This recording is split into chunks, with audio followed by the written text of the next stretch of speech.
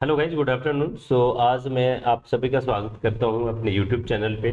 और मैं आज वीडियो बनाने वाला हूं, 5 से 6 स्टॉक भी देखने वाले हैं जो कि कुछ बुलिश और कुछ बेयरिश ट्रेंड के लिए भी हो सकता है। साथ ही साथ निफ्टी बैंक निफ्टी का एनालिसिस देखेंगे कि ये पूरे वीक में किस तरीके से ट्रेड हो सकता है।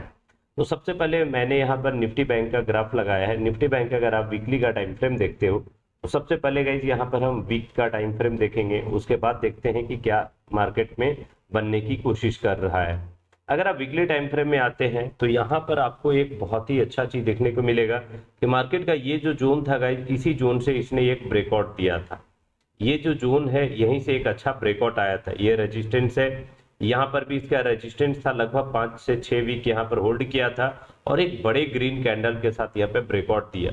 ये ब्रेकआउट करने के बाद जो है मार्केट वो D2 इसी लेवल पे आया है। अगर मार्केट को अप ट्रेंड में बनना है, अगर मार्केट को गाइस अप ट्रेंड में बने रहना है, इस वीक में यहाँ पर एक या तो हैमर काइंड ऑफ सिनेरियो बन सकता है, या तो यहाँ पर इस कैंडल को इंगल्फ करते हुए बुलिश इंगल्फिंग बने, या कोई ना कोई यहाँ पर बुलिश कैंडलस्टिक बनना चाहिए इस वीक में, अगर मार्केट को ट्रेंडिंग बने रहना है तो।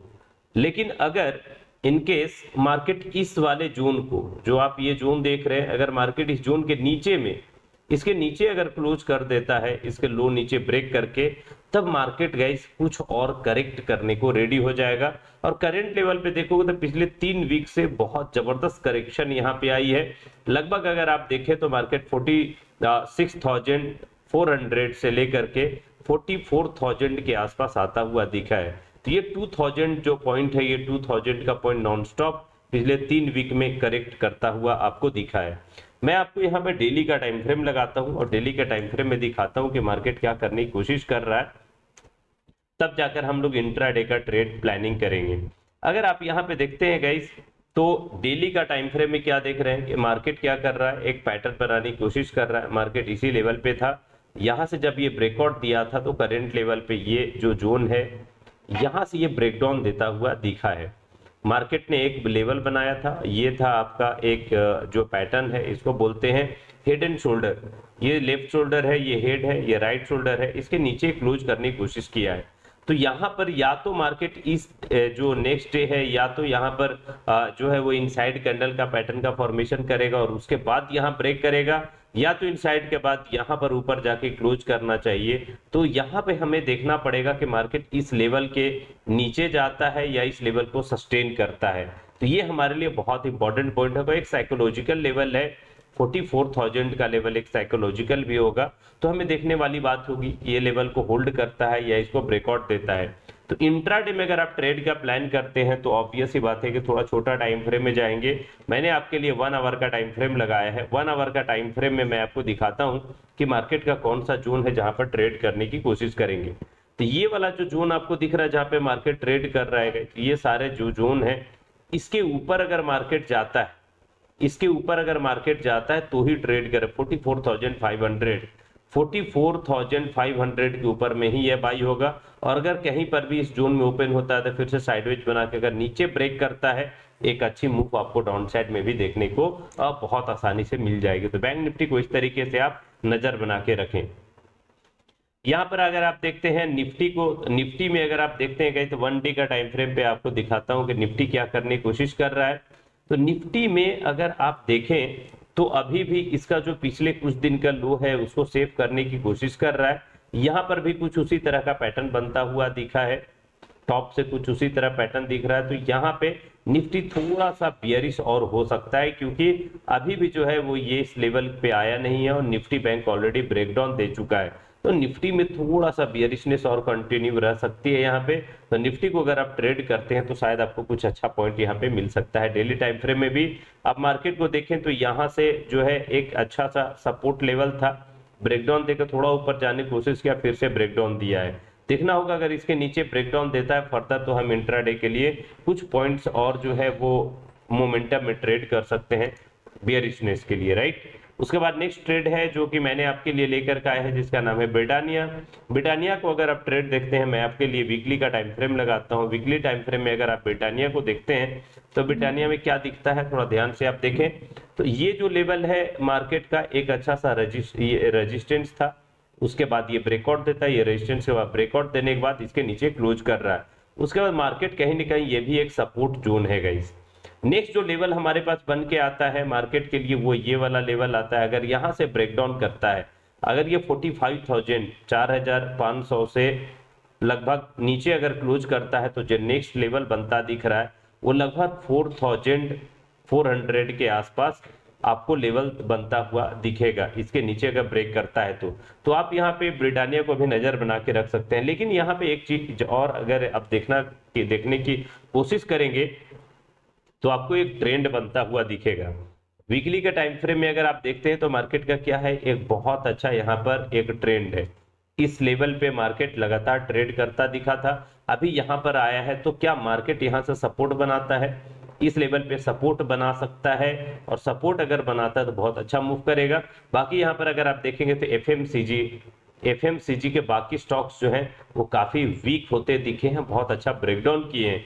मुझे लगता है ब्रिटानिया भी एक ब्रेकडाउन आकर के कुछ नीचे का लेवल आ सकता है, और इस लेवल के जोन में फिर हमें देखना होगा कि ऊपर सपोर्ट बना के निकल रहा है या नीचे जाता है, तब जाकर ट्रेड करें। अगर आप इन्वेस्टर है तो कोई दिक्कत नहीं, यहाँ पर बहुत अच्छा फंडामेंटली स्टॉक है। जितना नीचे जाए तो आप इसको एक्यूमुलेट कर सकते हैं, बाई करके, और इसे होल्ड करके रख सकते हैं ब्रिटानिया को। नेक्स्ट जो ट्रेड मैंने लिया हुआ है जिसका नाम है कैनफिन होम का मैं आपके सामने डेली का टाइम फ्रेम लगाता हूँ। डेली के टाइम फ्रेम में गाइज अगर आप देखोगे तो बहुत अच्छा एक पैटर्न बनता दिखेगा। यहाँ पर इस पैटर्न पे अगर आप देखें तो इसका नाम है head and shoulder pattern. Head and shoulder pattern के आसपास ट्रेड कर रहा है।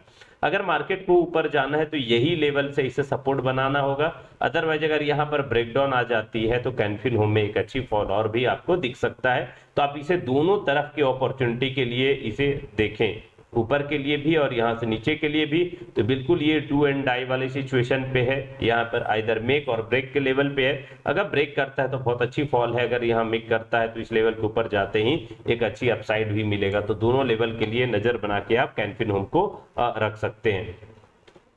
नेक्स्ट स्टॉक जो मैंने लिया है उसका नाम है कोरोमंडल इंटरनेशनल में अगर आप देखेंगे तो क्या करने की कोशिश किया है। सबसे पहले कोरोमंडल इंटरनेशनल को अगर आप देखें तो मार्केट का ये जो लेवल था कुछ रेजिस्टेंस था। इस रेजिस्टेंस के बाद जब ये ब्रेकआउट देता है तो ब्रेकआउट के बाद अच्छा ऊपर निकला है। ब्रेकआउट के बाद अच्छा निकलने के बाद बिल्कुल अगर आप करंट लेवल पे देखेंगे तो मार्केट अपने रेजिस्टेंस के पास है, और रेजिस्टेंस के पास आने के बाद ये जो जोन है रेजिस्टेंस है, इस जोन पे रेजिस्टेंस पे आने के बाद मार्केट क्या कर रहा है, एक दोबारा से रेजिस्टेंस लेने की कोशिश कर रहा है। और यहाँ पर एक कैंडल का फॉर्मेशन क्या है ये आप कमेंट बॉक्स में मुझे बताइए, कमेंट करके मुझे बताइएगा कि ये जो कैंडलस्टिक पैटर्न है इसका क्या नाम है, और इसके वजह से अगर यह नीचे ब्रेकडाउन करता है तो आपको कुछ पॉइंट्स नीचे भी मिल सकता है। तो आप कोरोमंडल इंटरनेशनल को इंट्राडे के पर्पज से भी आप नजर बना करके रख सकते हो।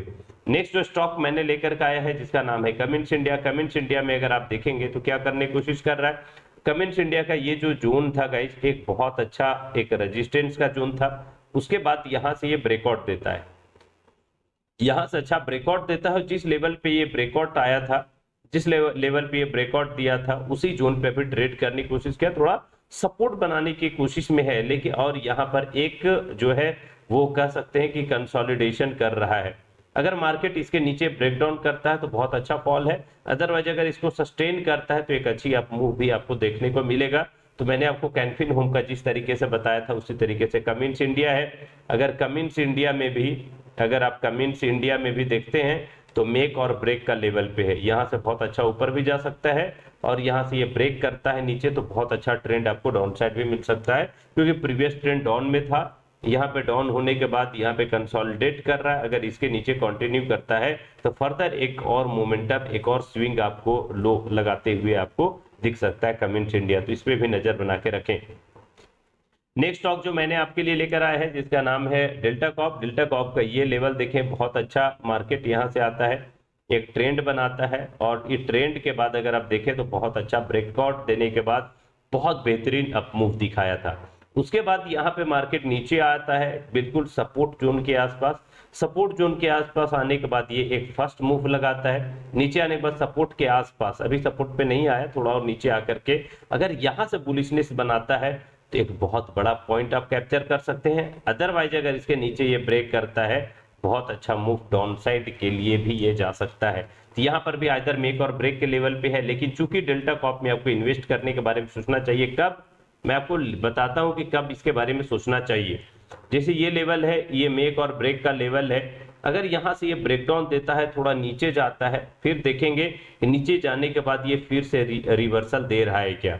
नीचे जाने के बाद दोबारा से अगर ये 180 प्लस अगर फिर से सपोर्ट कर लेकर ट्रेड करता है, बहुत बेहतरीन, आपको फर्स्ट टारगेट ये मिल सकता है, सेकेंड टारगेट ये मिलेगा, ब्रेकआउट आने के बाद ये थर्ड टारगेट भी मिलेगा, और एक बहुत बढ़िया अप मूव का भी ट्रेड बन सकता है। तो आप यहाँ पे डेल्टा कॉप को क्या करें, वॉच लिस्ट में ऐड करके रखिए। जब भी आपको मौका मिले कुछ इस तरह से नीचे आने के बाद रिवर्सल दे, तो आप इस पे ट्रेड करने का प्लान कर सकते हो डेल्टा कॉप में भी, राइट। नेक्स्ट जो मैंने आपके लिए स्टॉक लेकर के आया है, अभी यहाँ पर कोई स्टॉक अभी और नहीं है। मैंने जितने स्टॉक्स बताए हैं उनके स्टॉक्स को दोबारा से नाम ले लेता हूँ गाइस। वो स्टॉक कौन कौन सा है आप मुझे कमेंट बॉक्स में बताइएगा, कौन से स्टॉक पे आपकी क्या प्लानिंग है। ब्रिटानिया है, कैनफिन होम है, कोरमंडल एंड कमिंस है, और डेल्टा कॉप है। किसी में भी जो है यहाँ पर बाई का या बहुत अच्छा या सेल का किसी के ऊपर बहुत अच्छा अपॉर्चुनिटी नहीं दिख रहा है, बट जो लेवल पे ट्रेड करे सब आइदर मेक और ब्रेक के लेवल पे। मुझे कमेंट करके बताइएगा इनमें से कौन सा स्टॉक है जो आपको लगता है कि ऊपर निकलेगा, कौन सा स्टॉक है जो यहाँ से ब्रेक करके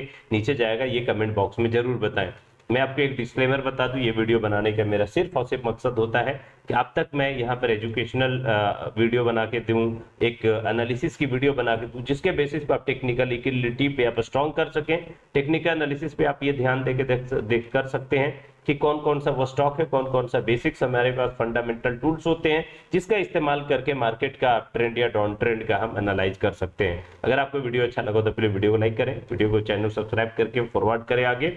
और अगर आपको गाइस यहाँ पे जो मैंने सवाल पूछे हैं उसका कमेंट बॉक्स में आप जरूर कमेंट करके बताएं। तो आज के लिए मैं यहीं पे रहने देता हूँ guys, thank you, thanks a lot.